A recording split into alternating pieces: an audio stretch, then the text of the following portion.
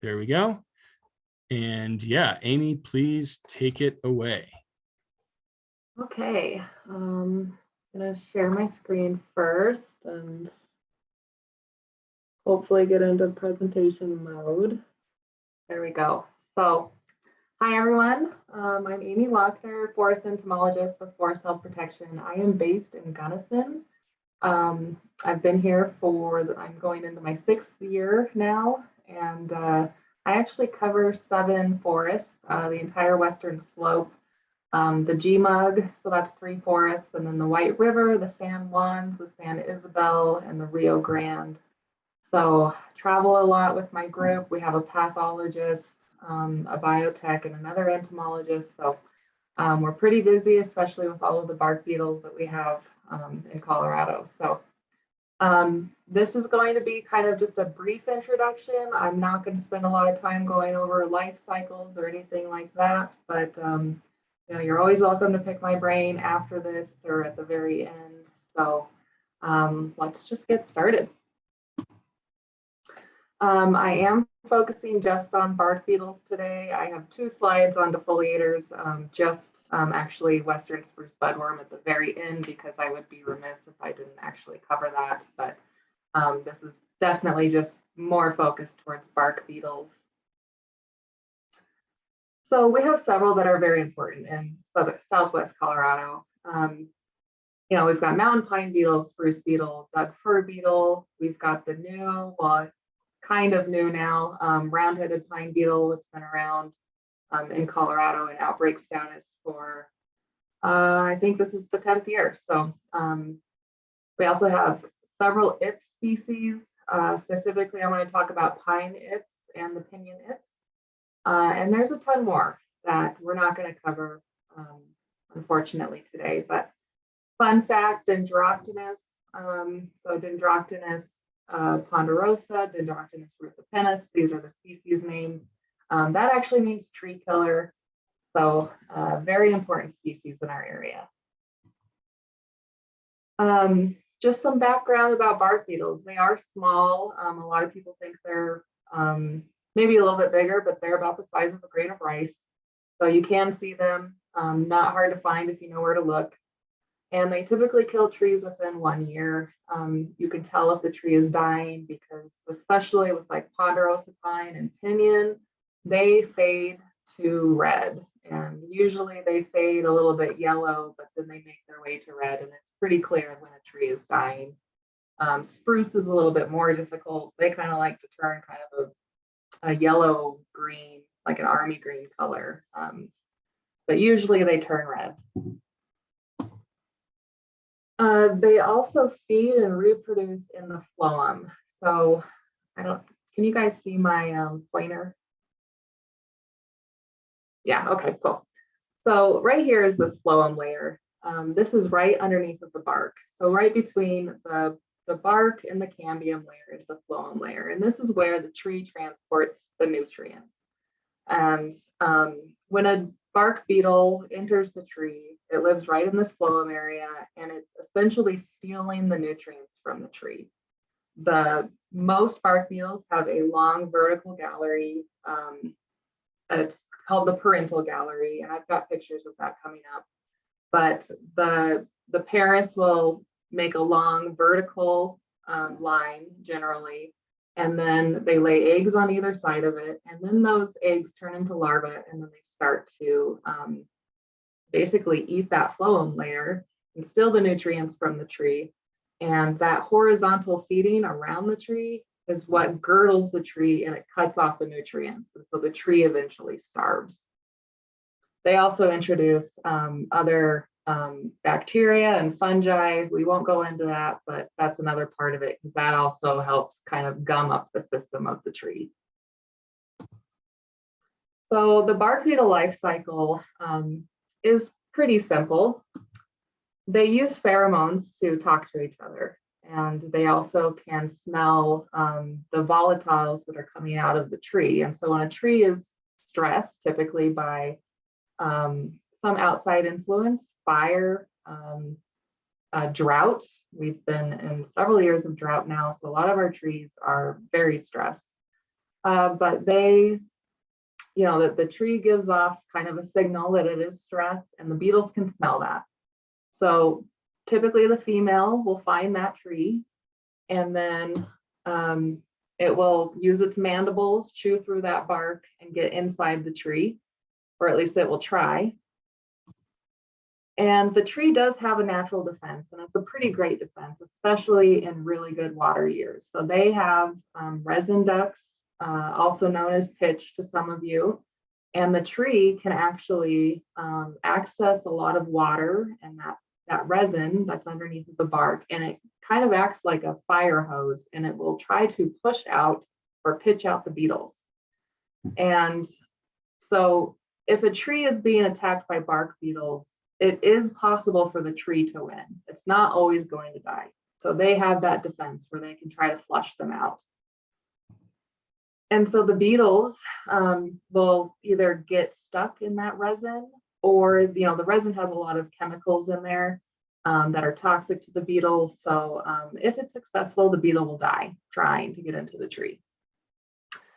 But if the beetle is successful, the female will get in, and she will start calling in mates. And she actually has two pheromones. One is called an aggregation pheromone that says, hey, everybody, I'm in. This tree is, it's a cheap motel. Come on, you guys, come join me. And then she will also put a pheromone out that attracts her mate, her male. And so they will mate, and they will continue to tunnel up in that parental gallery. And then they will she will lay eggs on either side of the gallery. And then those eggs will hatch typically within a week, and then the larvae start to develop. And they, again, will feed horizontally around the tree. And this, again, is cutting off that nutritional flow from the tree. Within a year, usually, some beetles are different, but within a year, those larvae then develop into adult beetles, and then they know that it's time for them to leave, because at this point, the tree is typically dead or very much dying. And so they'll leave the tree and they'll fly off to start the process all over, and they will go to the next available correct host for them. They are very host specific. So when you're out in the forest, here's some pretty good things to look for bark beetle activity. Boring dust is this mix of, the bark dust from them chewing, and then also frass. Frass is a fancy word for beetle poop. But as they're boring in, they're kicking out all of that boring dust. And that falls down to the bottom of the tree, or it gets stuck in the crevices of the bark. So that's an excellent thing to be looking for if you're looking for bark beetle activity, especially in dry years, because again, they're not always making those pitch tubes. But sometimes even in a dry year, they can make pitch tubes, and you'll see those. That's that resin on the outside. It's kind of like gummy. If the pitch tube is white and clear, then that means that the tree won, because there's no frass mixed in with that pitch. And so when the pitch tubes are more of that red color, that means that the beetles were successful. They were able to get in there, and that's why you're seeing more of a red colored pitch. I wanted to define endemic and epidemic, or kind of the differences between an outbreak and not an outbreak, just quickly.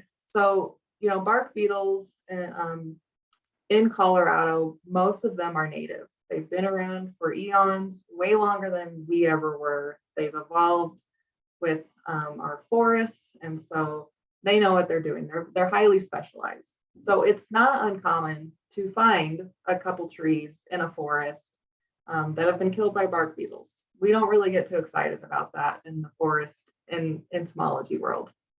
When we do get excited, or maybe disappointed, is when we find these outbreaks. And when you get 4 or more trees that are attacked on at least 20 acres, that's when we enter the outbreak stage.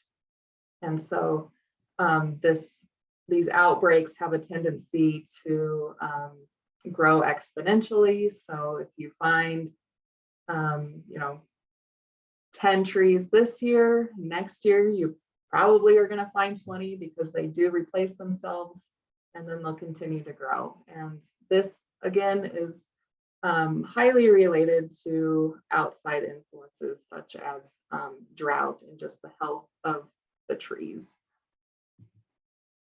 There are 3 components usually for an epidemic or an outbreak: stand age, stand density, and stand composition. So typically trees that are a lot older, 150 years or older, are usually less defended. No, they're not mature. They're not quite as young as they used to be. They're just, you know, they struggle with elements. And also stand density. So if you see this picture on the right, that's actually a lodgepole pine forest where we currently have a mountain pine beetle outbreak just north of Gunnison. But that is one solid sea of lodgepole. Down below, we've got a little bit of aspen, but that entire hillside is just packed dense of lodgepole pine. And so if we had more hosts in there, well, maybe not hosts, sorry, a species diversity in there. If there were more Doug fir or you know, aspen, that would help break it up. Even limber pine would help break it up a little bit so that it wasn't just this huge even aged, you know, stand.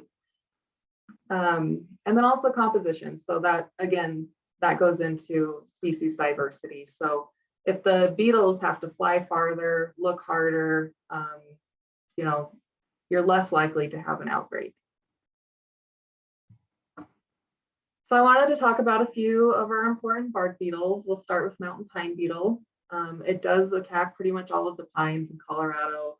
Lodgepole ponderosa are its favorite, but it will attack limber and bristlecone. And it does like mature, even-aged pine.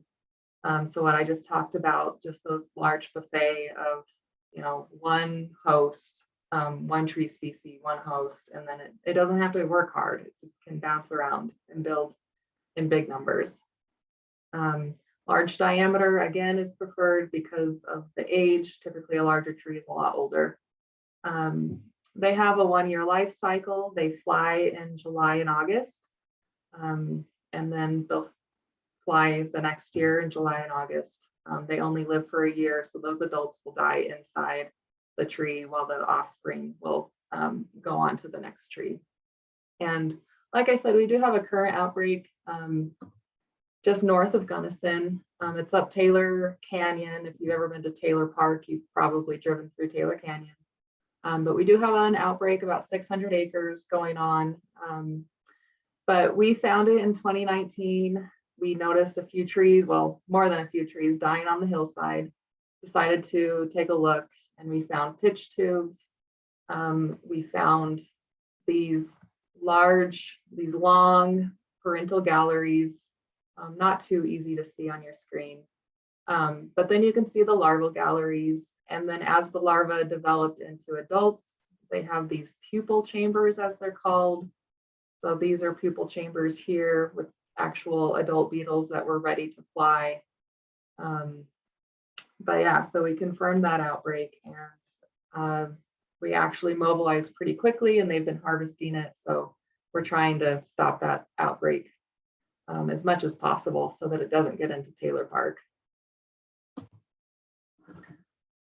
Spruce beetle is kind of it's very popular right now. It's been in outbreak status since about 2008. And it actually started with a big wind throw event on the Rio Grande in the Wiminuche, a very large wind throw event. We're talking thousands of acres, blew over. And spruce beetle is an oddball because spruce beetle does not need a green tree to survive in. They are attracted to trees that are down, large mature trees. So that's how the spruce beetle outbreak started, because we had all of these green trees that had just blown over. The bark beetles were able to find them, and then they built and built over a few years, and then they just completely took off and have annihilated most of the Rio Grande San Juans, as you know. We also had a lot of avalanches a couple of years ago. And so, clearly this is the maroon bells here. And around these areas, we are seeing a spike in spruce beetle activity just because, again, we're harboring a lot of spruce beetle in these trees. And, they're in wilderness areas that we can't get to for various reasons. And so we can't take out the spruce. So we're kind of just at the spruce beetle's mercy. But again, they're just like every other beetle. They really like those large mature trees. It's more space, for their offspring, and it's also a lot easier to take down an old mature tree than it is a young vigorous tree. But in outbreak status, especially with spruce beetle, we've seen them go down to 4 inches in diameter at breast height, DBH. They have a 2-year life cycle. So we do see, like trees that are infested, and then it takes them 2 years to start infesting other trees. So we kind of see these cycles or little spikes every other year. It's important to remove the trees if possible, if you have any on your property, especially if they've fallen over. That tree can no longer defend itself, because if it's still standing and green, it still has the option to at least try to pitch the beetles out. But they also like the cool underside of the tree. They don't like the sunny side. It's way too hot for them. They like to stay where it's cool on the underside of the tree when it's laying down. And just here's some signs of spruce beetle activity on the left. This is all woodpecker activity. The woodpeckers go crazy for these guys, and they'll flake off that bark and eat the beetles. So the woodpeckers are helping us there. Again, you'll get that mix of frass and boring dust. Occasionally, if you get lucky, you'll find pitch tubes. I have only seen probably, I don't know, maybe 20 trees that have pitch tubes on them. When it comes to spruce beetle, it's really hard to find. They don't make those really bright red or white pitch tubes, so it's just difficult to find them. But here's a really great example of those parental galleries. So this is where the male and the female mated, and the female laid eggs on either side of this gallery. And you can see where they developed and got bigger and bigger as they were eating. And there's actually an adult beetle right here that's trying to pop out. And then I have some larvae here. And then down here is an adult female, and where she was laying her eggs under the bark. So Douglas fir beetle is everywhere in Colorado. We kind of just refer to it as chronic. It's just marching through all of our Douglas fir.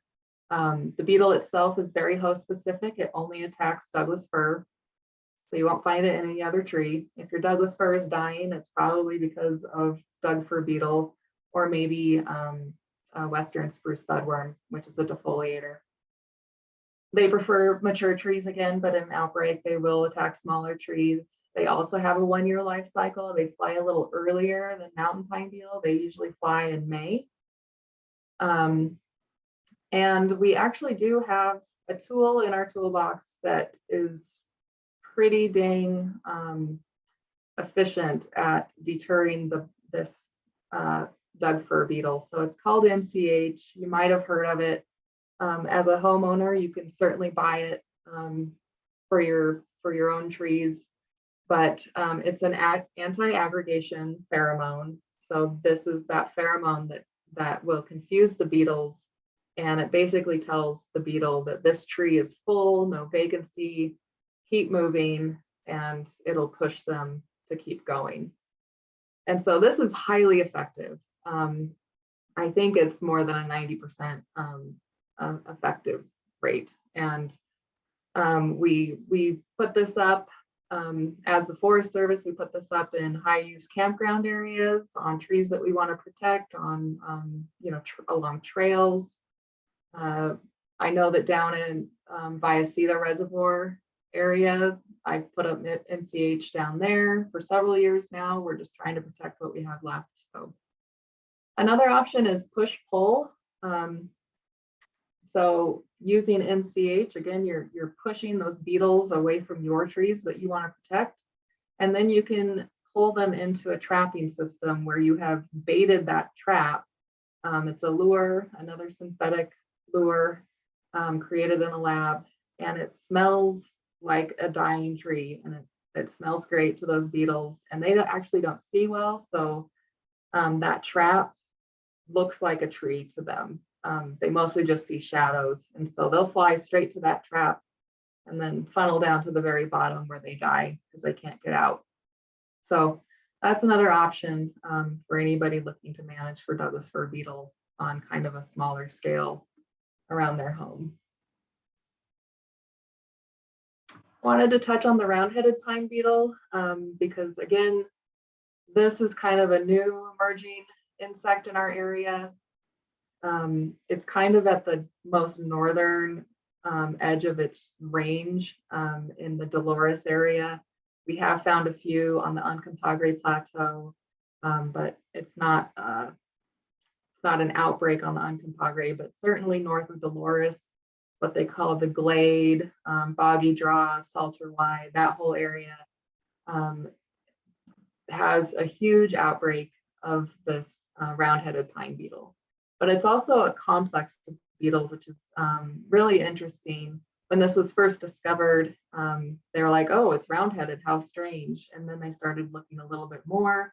And actually, mountain pine beetle is also in there with western pine beetle, another bark beetle that we won't be able to talk about today. And Ips are in these trees, and they're all working together to kill these trees. So round-headed is the driving beetle killing these trees, but there are several others that are kind of being opportunists and jumping in. But yeah, so ponderosa pine is the host, and they typically actually prefer smaller diameter trees. In New Mexico, Arizona, where they're kind of more frequently found, they attack smaller trees about 8 inches in diameter. But I think with the help of the mountain pine beetle and western, they're able to attack much larger trees, upwards of 20 inches. Oh, they also have a 1-year life cycle, and they have a really late flight. They're oddballs in that because, most fly in the summer, but these guys are flying well into November, which is strange. But doesn't affect anything, doesn't change anything, just maybe a little bit of the management timing gives us a little bit of a better window anyway, because you can harvest all through summer if you're trying to remove trees that were currently infested, because you know that they don't fly till October, so it gives you a little bit more time to get those trees out. So let's switch gears into Pine Ips. So this is also known as the engraver beetles, also tree killers, just not as aggressive as the Dendroctonus family is. So the Pine Ips will attack all species of pine, and you can identify them very easily because on their back end, on the end of their elytra, they have this scooped out declivity is what it's called on their elytra, but it's just a scooped out butt. Really looks like somebody just took a bite out of their butt.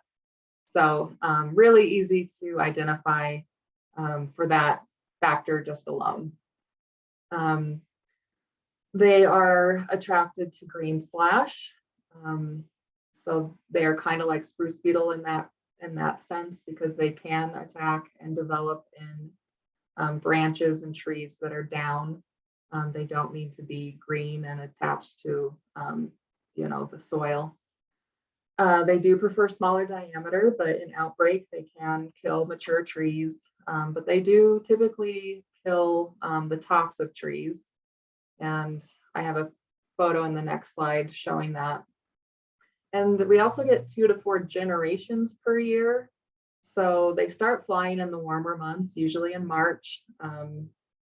And so they'll fly, they will, attack a tree or, get into these slash piles. They will develop within 6 weeks. those new adult beetles will then emerge. And specifically thinking of a slash pile, they will usually recycle inside of that slash pile. And so they'll go back in and then they'll lay eggs, mature, and then go back into that slash pile, basically until the slash pile is completely dry and spent. And they also have an X-shaped gallery. So signs of Pine Ips would be tops of trees dying like this one. And this also makes the tree more susceptible to bigger, like the dendroctonous bark beetle. So this is a pine. And so with this tree being so stressed and the top dying, it would not surprise me if what actually killed it and finally did it in would probably be mountain pine beetle or western or round-headed or whatever was in the area that would attack that because it was so stressed. Again, these beetles are pretty small, so you don't always see pitch tubes, but you will find this frass that we've talked about.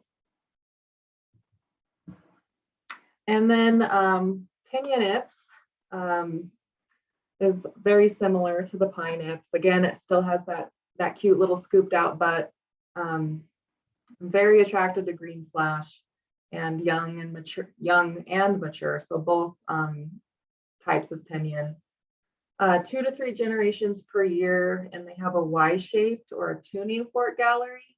But if it's a pinyon and it's got a bark beetle in it, it's a pretty solid guess that it's going to be the Pinyon Ips inside. And so here's some signs of Pinyon Ips right here in the middle. That's that upside down Y or that tuning fork gallery. So it's very distinct. The Pine Ips that I said looks like an X. It basically looks like this, but it has another Y coming off. So that's how you would tell that difference. But again, you're getting these pitch tubes. This one actually has a hole in it, so you can see that the beetle is successful in getting in. Your pinyon are starting to fade, yellow, a little bit green to yellow to red. And then underneath of the bark, in the red circles, I've circled a bunch of the adults. And then in the yellow, we've got the larval stage as well. So you'll get adults and larvae and pupa because of those overlapping generations in the tree. And they really pack themselves in there and they utilize as much space as they can so that they can overtake those trees' defenses. Okay, so let's switch into bark beetle management. You've got several options. I mean, clearly the one option is do nothing. If you have, some trees that are dying on your land, you can always do nothing about it. You'll probably lose more trees that way, but that's always an option. But we have some direct control, which would be salvage. Salvage is when you come in and you're going to remove the trees that have already been dead for a little while. Maybe they've been dead for 2 years and they don't actually have beetles in them anymore, but you can get rid of those or use them as firewood. Those are the good ones to use as firewood because the tree is already dried out. Or sanitation. Sanitation is when there are currently beetles inside of the tree. So that tree was attacked this year and it's full of beetles. That is a great time to sanitize, to get those trees out and off of your property so that they don't continue to develop and then move into your healthier trees the following year. You can also do solar treatments. This is more for, small home ownership. If you have a couple trees that you just want to dry out quickly, you can use this plastic wrap. I would recommend a really heavy duty clear wrap because it kind of acts as the greenhouse effect. It'll get really hot in there. The downside to that though is, of course, you're going to get critters tearing open holes. Wind, rain can tear holes in it. So it's not perfect. It does take a lot of upkeep. but it does work. And I've actually used it for firewood at my own house, and I'll cover a big stack of it to help it dry out quicker, and of course, keep any beetles from emerging. And you can also do, you don't have to wrap them, especially if you are nowhere near your host tree. So if you just collected firewood and it's pine and you don't have a single pine within like 3 miles of your house, then you're more than welcome to just let it sit out in the sun. And you can rotate those bulbs if you want to help them dry out, but that would be solarization. And that just cooks the beetles underneath the bark. More options. So we talked about pheromone trapping. You know, the traps are a little bit expensive. I think they're about $100 online, and then you have to pay for the lures. Those run anywhere from probably $7 to $45 a lure, but they do last for the season. But anyway, you can trap those beetles. You want to pull them away from you know, your target host. So if you're trying to protect your pine or your pinyon, don't put it in another pine or a pinyon, because they do spill over. You know, again, they're not great flyers, and so if they land on a tree that is the right host, they will attack and kill your tree. You can, of course, burn your slash piles, or you can even burn or bury them. I haven't heard of too many homeowners doing that, but it is an option. And you can peel or debark.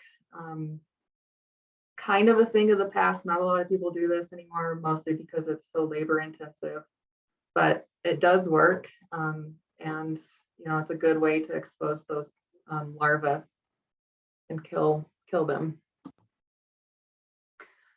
So slash piles, there's a lot of do's and don'ts with slash piles. Slash piles, especially with pinyon, are a little scary, or with ips anyway, because they do like those small branches, the small trees. So slash piles can become an issue, but again, you can trap for them. You could put a trap right next, like right between these two piles. That would be a really great place to use a trap. You can also burn them. I recommend, if you are set on doing slash piles, especially in pinyon or pine, get them burned as soon as possible. If you were to harvest and make these slash piles in the spring or summer, again, those beetles will continue to use that slash until the slash is completely dried out. But you know, burn them in the winter. You want to get rid of those. You can also lock and scatter, which is just kind of another way of solarizing, you know, making smaller branches and just scattering it around. But of course, if you have anything that's pretty large, you know, you might want to look into chipping, or you know, maybe taking it to a tree dump or something. I get a lot of concerns about chipping. You know, I get asked if chipping is actually going to bring in more beetles. And the answer is yes and no. The beetles will be attracted to that smell of the volatiles after the tree has been, you know, chipped and everything. But once they get there, you know, it's just chips, and they can't actually develop in anything. So they need that bark. Also, I'll explain green chaining. It's not recommended because this has the potential to really blow up and cause you more issues than you even had to begin with. But green chaining is when you don't get around to burning for whatever reason, and you know, you find yourself next spring, you've got, you know, slash piles that are full of beetles that are gonna, you know, start flying. So what do? Because you can't burn anymore. Well, you can create more slash piles. So you want to, you know, maybe cut a couple more green trees, make some more slash, and give those beetles another home to move into, so that they're not moving into, you know, your healthy trees that are on your property. Again, this can create just a bigger problem because what if you green chain the whole next year and then again you can't burn? So, you're just getting these building populations. So I don't recommend it, but if you are desperate to do something, you can always consider that as an option. There's also chemicals available to spray your trees. This cannot be done on a forest-wide scale. We don't fly, aircraft and drop a bunch of poison anymore. But you can hire a contractor to come spray carbaryl or Astro. There's a whole bunch out there. This is more for an individual tree protection. We do it with the Forest Service on a few of our campgrounds, specifically spruce trees that we're trying to protect. But yeah, you hire a contractor, it's pretty expensive. But if you're only trying to protect, less than 10 trees on your property, it might be worth the money.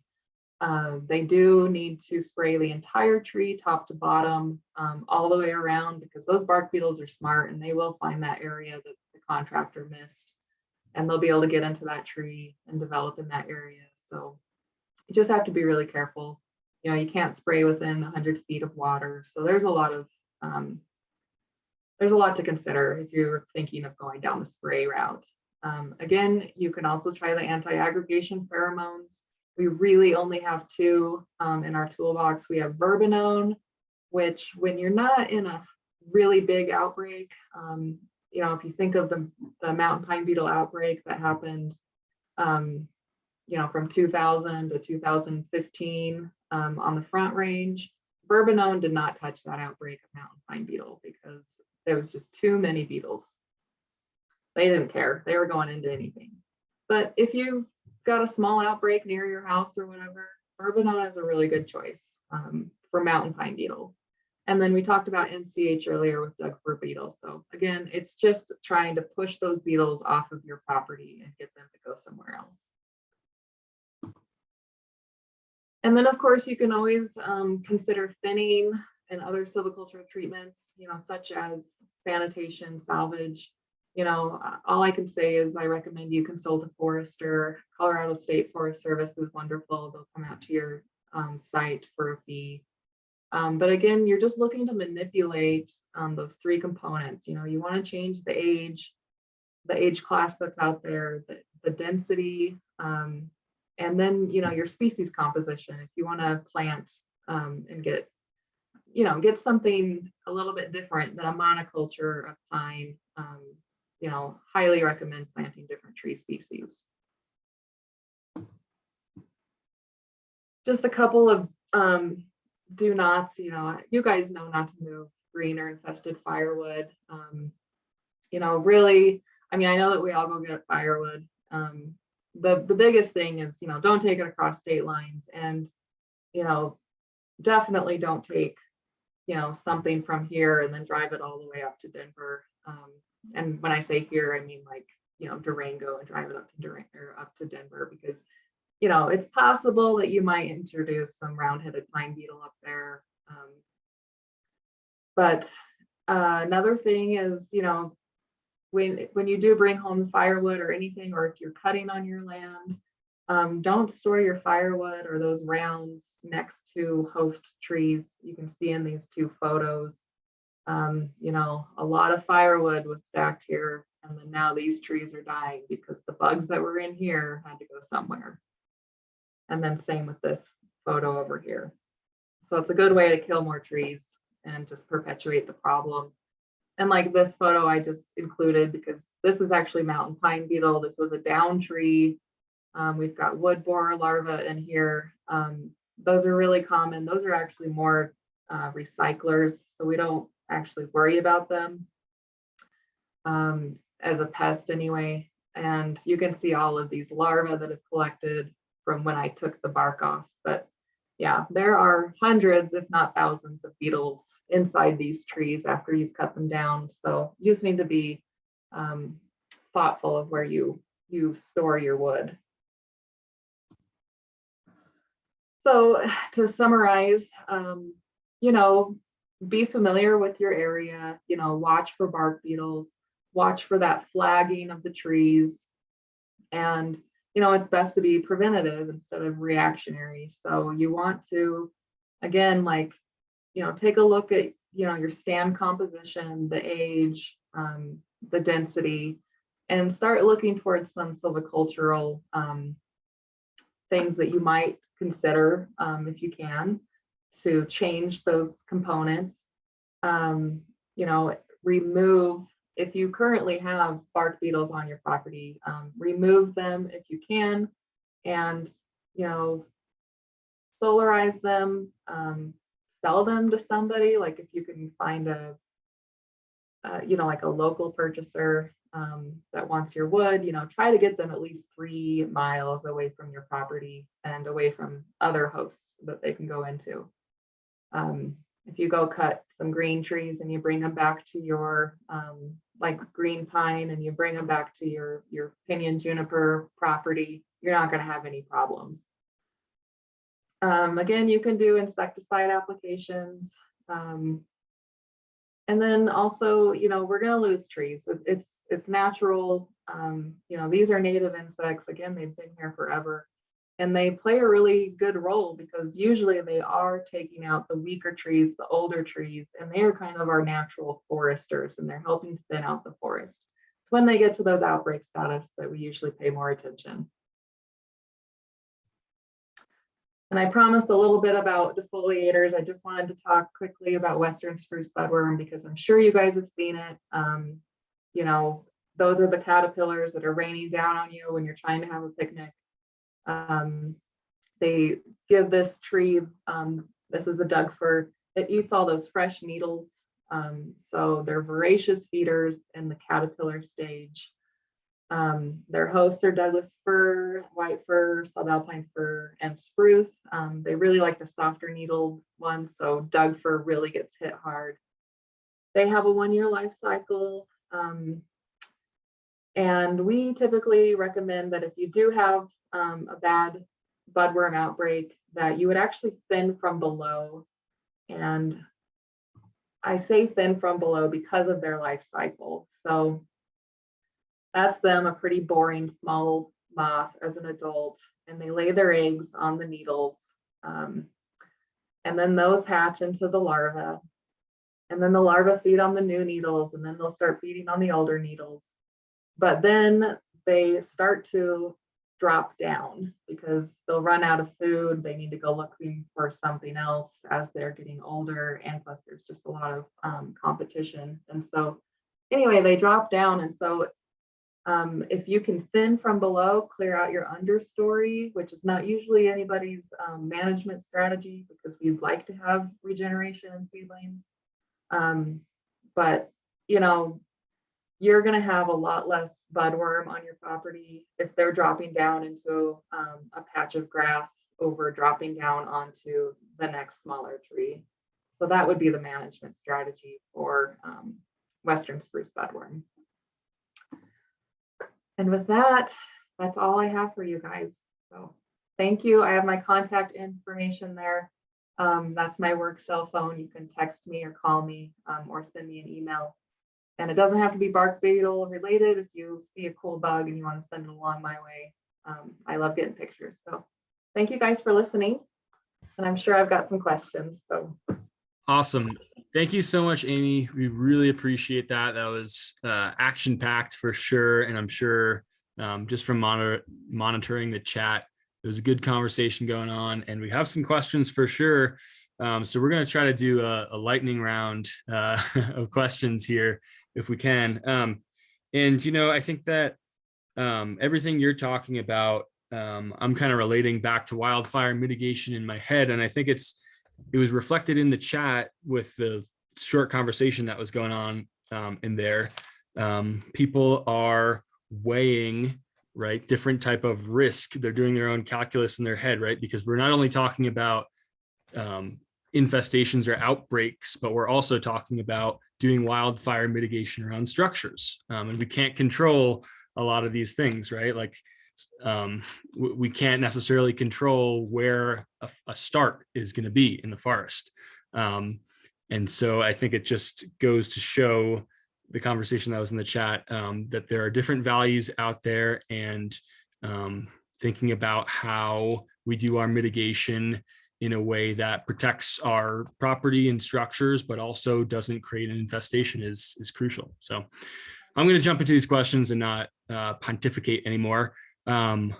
Let's see. So first question here, if I can get up to it, is from Lucy, and she wants to know, there's a question about gallery configuration, and if the difference in Ips configuration and other bark beetles represents, is that representative of how many female beetles per male enter the point on the tree? Or if you can just talk just briefly about that difference in gallery configuration. Yeah, so that's actually a good question, and I should have pointed that out in my presentation.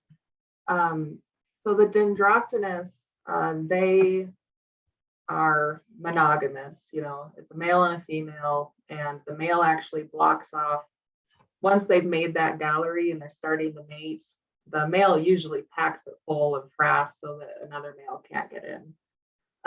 The Ips, though, they are actually polyamorous, and so they have a nuptial chamber. So if you think of where that Y or the tuning fork meets, that's called a nuptial chamber. And so the male actually goes in first and calls in the female. And so you have 3 females in that case, one going up vertical, and then the 2 that split off at the bottom.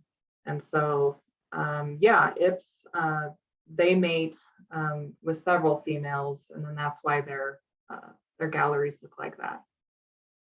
Awesome, thank you.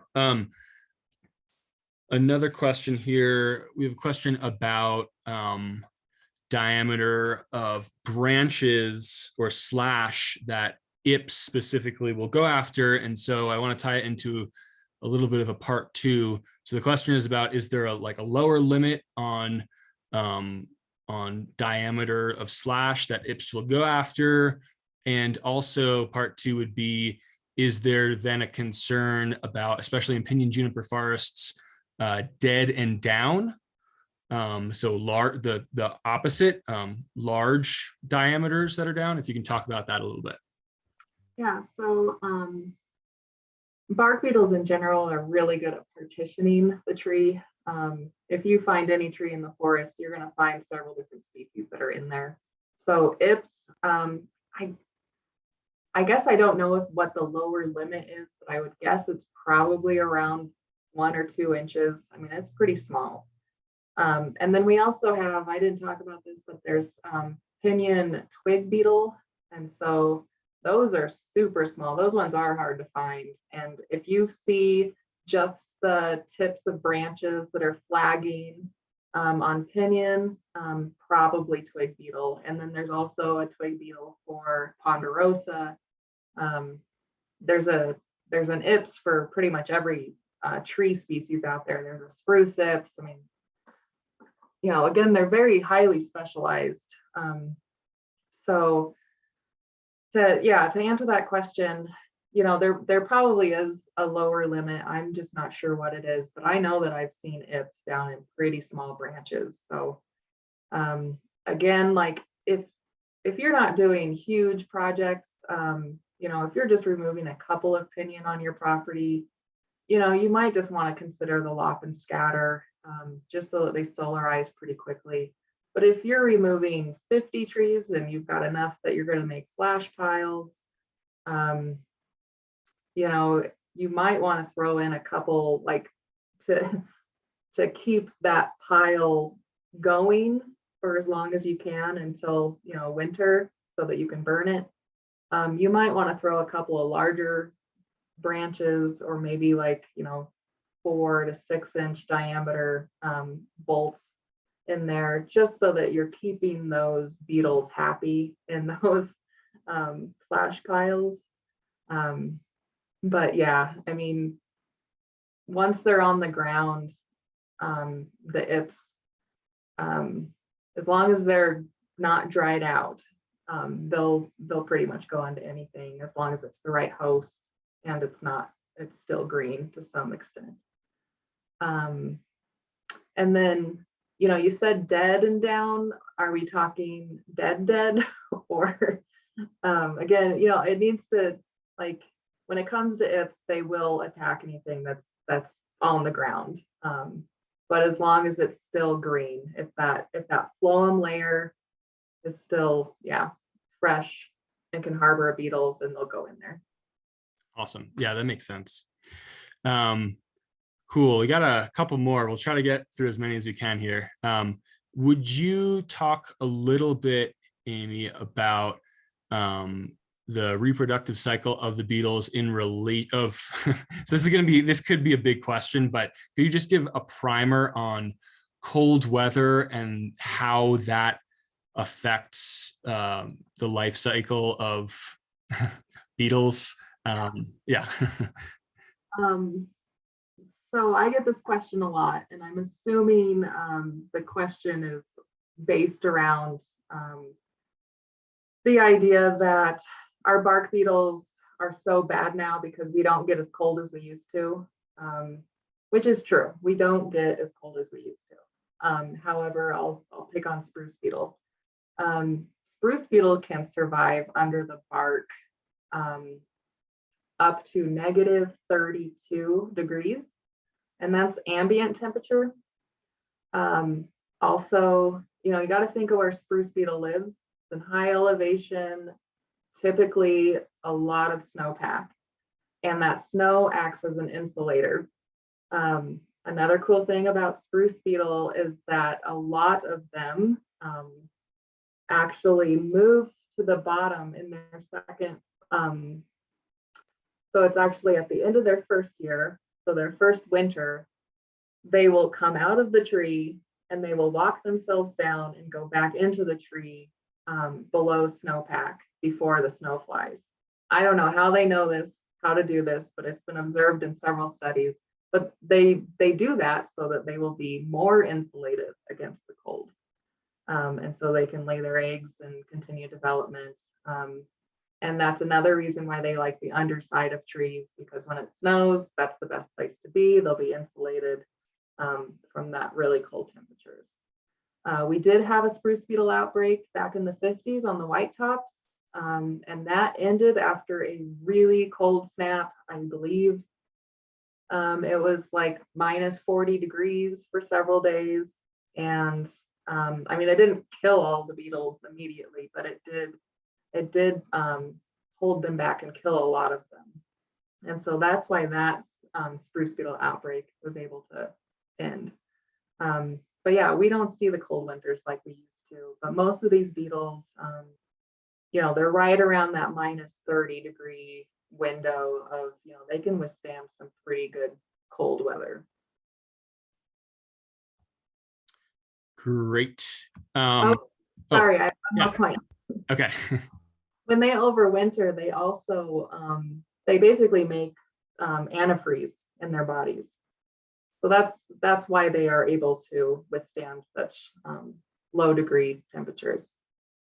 And then they flush it out. So if we wanted to have like the best chance at killing the bark beetles, we actually need a cold snap in the spring or in the fall when they haven't made that internal antifreeze. So if we had, you know, -15, -20 degree days in April, which we don't want, but that would probably help kill a lot of the population or knock them back anyway. Great. And we're almost at time, but this is maybe just a quick question. Do any of these beetles go after junipers? None of these ones that I talked about, but there is a juniper bark beetle. It's called a Phleosinus. It also has its own little neat gallery. But yeah, so there are juniper ones. And just to touch on the juniper, we have been working with our colleagues that work in Utah and New Mexico, because we have them seeing a lot of juniper die off. And we cannot find any type of biotic agent associated with that. So our best guess is drought. So. Alrighty, well, it is just 6:30 right now. I'm sorry to the few questions that we missed. However, I did put Amy's contact info in the chat. And so I know I will be reaching out to you, Amy, with some questions I had for sure. Want to just thank you so much again for the presentation and answering those questions. It's just a really great conversation. And I think we will all continue having it just forever, pretty much. Yeah, just want to thank you again for your time. Thanks everybody for joining us tonight.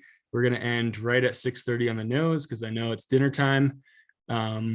Yeah, we'll see you next time. And yeah, really appreciate it. Thanks so much, Amy. Yeah, you're welcome. Thank you. Cool. All right. Have a great night, everybody.